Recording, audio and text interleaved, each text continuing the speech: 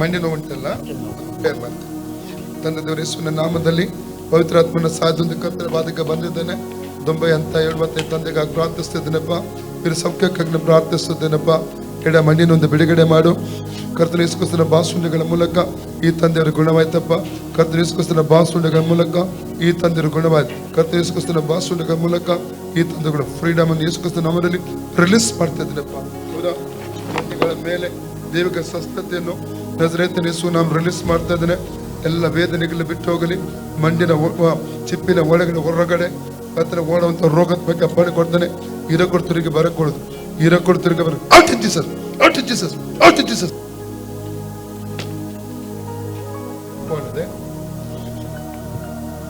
ಒಳ್ಳೆದೆ ಪಂಡ ಯೇಸುವೆ ಹೆಂಗ್ ಸುಖ ಕೊಡ್ತೀನಿ. ಹೆಂಗ್ ಇರಕ್ ಸ್ತೋತ್ರ.